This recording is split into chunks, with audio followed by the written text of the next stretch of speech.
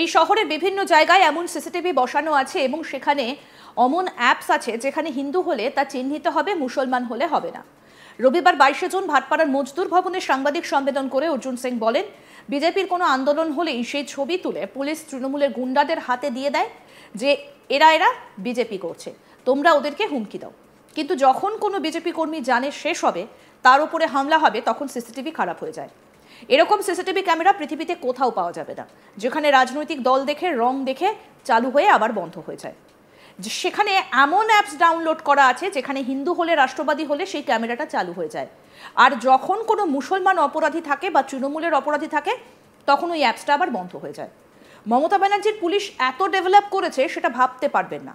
অর্জুনের অভিযোগ, হিন্দুদের এলাকা বেছে বেছে অশান্তি করানো হচ্ছে, ঘরবাড়ি লুট করানো হচ্ছে। মুর্শিদাবাদের শামশেরগঞ্জ প্রথম হয়েছে, এরপরে মহেশতলা, তারপর শ্যামনগরের লেলিনগড়ে।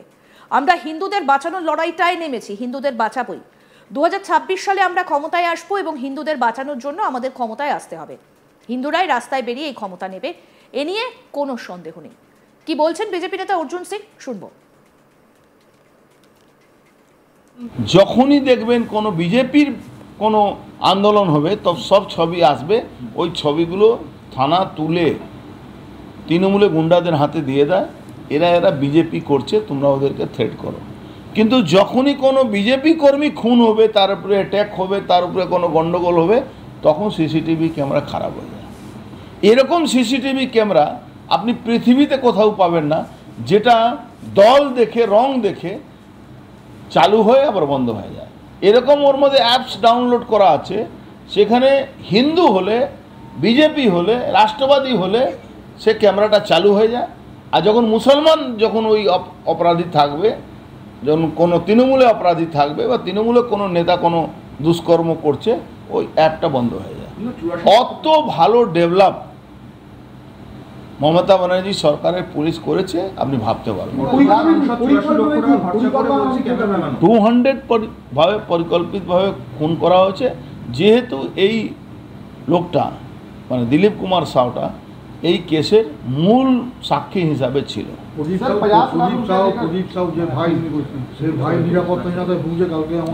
আপনি জানেন হয়তো না, আপনি হয়তো জানেন না, প্রদীপ সাউকে তার বাড়িকে কোর্ট অর্ডার দিয়েছিল সিকিউরিটি দেওয়ার জন্য, সিকিউরিটি প্রোভাইড করে। কিন্তু এই পুলিশ, ব্যারাকপুরের পুলিশ, মমতা ব্যানার্জি পুলিশ, সমস্ত এনডিপিএস খাওয়া আসামি, ক্রিমিনাল, তাদেরকে পুলিশের সিকিউরিটি দেয়। আর যাদের প্রকৃত আকারের দরকার আছে সিকিউরিটি, তাকে সিকিউরিটি দেয়। ভোট আসে দেখা যায় ক্রিমিনালদের ছাড়িয়ে নিয়ে আসা হয়, ভোটে গায়ে লাগানো হয়। হ্যাঁ, এদের তো না ক্রিমিনাল দেখ মোকাবিলা করার জন্যে ওটা আলাদা ব্যাপার। মোকাবিলা কিভাবে করব আমরা, 2026-এ আমরা ক্ষমতায় আসব, আমরা জানি আমাদের ক্ষমতায় আসতেই হবে। হিন্দুদেরকে বাঁচাবার জন্য ক্ষমতায় আসতে হবে। হিন্দুরা রাস্তায় বেরিয়ে এই ক্ষমতাটা নেবে। পুরী ও দীঘার জগন্নাথ মন্দিরের তুলনা টেনে অর্জুন সিং বলেন, পুরীর মন্দির কেবল মন্দিরই নয়, হিন্দু ধর্মের ওই মন্দিরে কৃষ্ণের অবশিষ্ট বেঁচে আছে, তার জন্যই আমরা পুজো দিতে চাই। ওখানকার প্রসাদ ওখানেই তৈরি হয়। আর মমতা ব্যানার্জি হিন্দুদের ভুল বোঝানোর জন্য, হিন্দুদেরকে অপমান করার জন্য মুসলমানদের দিয়ে হালাল প্রসাদ বানাচ্ছেন এবং পাড়ায় পাড়ায় হিন্দু বাড়িতে সেই প্রসাদ বিতরণ হচ্ছে। ওটা প্রসাদ নয়, মমতা ব্যানার্জির ভোটের রাজনীতি। মমতা ব্যানার্জি হিন্দু নয় বলে ওনাকে পুরীর জগন্নাথ মন্দিরে ঢুকতে দেওয়া হয়নি।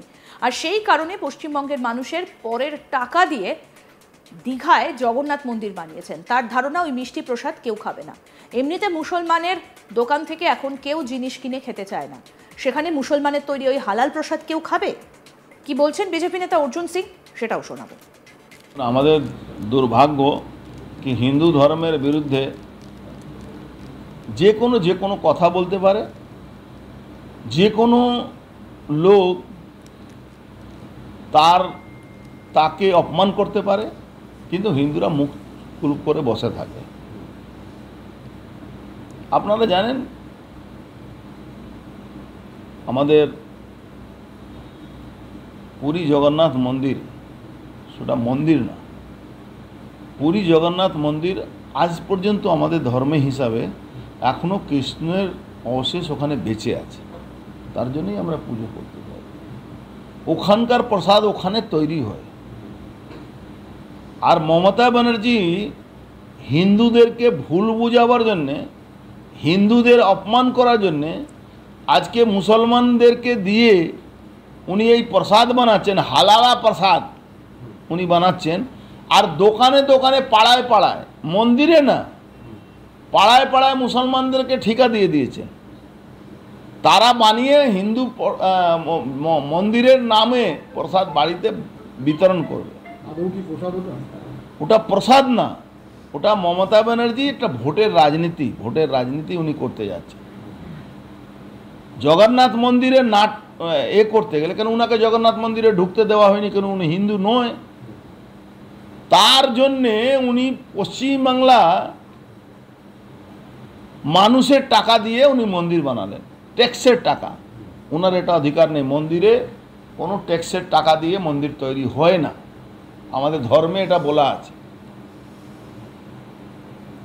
মন্দিরের আয় সরকারের কাছে যায়, আমাদের সরকার থেকে মন্দিরে কোনো জিনিস আসে না।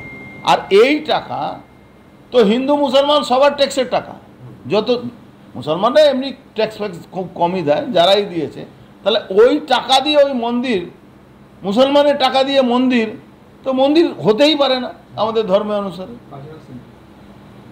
ওটা তো কালচারাল সেন্টার এমনিও আছে, কিন্তু উনি হিন্দুদের দেখছেন কি এখন হিন্দুরা তার পাশে নেই, তার জন্য উনি এইসব করে বেড়াচ্ছেন। এটা চমক ফমক নেই, ওই মিষ্টি কেউ খাবে না। এখন তো লোক মুসলমানের দোকান থেকে খাওয়া বন্ধ করে দিয়েছে, তো উনি হালালা মুসলমানের দোকানে প্রসাদ কেউ খাবে? মন্দিরের টাকা, যে টাকা উঠছে কালচারাল সেন্টারের নামে, সেই টাকা বলবেন যে কোথায় যাচ্ছে টাকা? দেখুন, ওখানে টাকা উঠছে, প্রণামী যাচ্ছে কি না যাচ্ছে, ওখানে মুসলমানরা যাচ্ছে ওই মন্দির, আমরা ওখানে মন্দিরই মানি না। তো ওই টাকা নিয়ে উনি নিজে রোজগার করছেন না বিদেশে পাঠাচ্ছেন, সেটা ওনার ব্যাপার আছে। কেন ওই টাকা নিয়ে আমরা কোনো নেই, ওটাকে আমরা মন্দিরে মনে করি না। ওটা আমাদের ঠাকুরকে অপমান করছেন, হিন্দু ধর্মকে অপমান করছেন। এই শহরের বিভিন্ন জায়গায় এমন সিসিটিভি বসানো আছে এবং সেখানে এমন অ্যাপস আছে যেখানে হিন্দু হলে তা চিহ্নিত হবে, মুসলমান হলে হবে না। রবিবার 22 জুন ভাটপাড়ার মজদুর ভবনে সাংবাদিক সম্মেলন করে অর্জুন সিং বলেন, বিজেপির কোনো আন্দোলন হলেই সেই ছবি তুলে পুলিশ তৃণমূলের গুন্ডাদের হাতে দিয়ে দেয় যে এরা বিজেপি করছে, তোমরা ওদেরকে হুমকি দাও। কিন্তু যখন কোনো বিজেপি কর্মী জানে শেষ হবে, তার উপরে হামলা হবে, তখন সিসিটিভি খারাপ হয়ে যায়। এরকম সিসিটিভি ক্যামেরা পৃথিবীতে কোথাও পাওয়া যাবে না। আরও আপডেট পেতে দেখতে থাকুন আজ তাক বাংলা। সাবস্ক্রাইব করুন, নোটিফিকেশন পেতে বেল বাটন অপশন প্রেস করুন, হোয়াটসঅ্যাপে ফলো করুন আজ তাক বাংলা।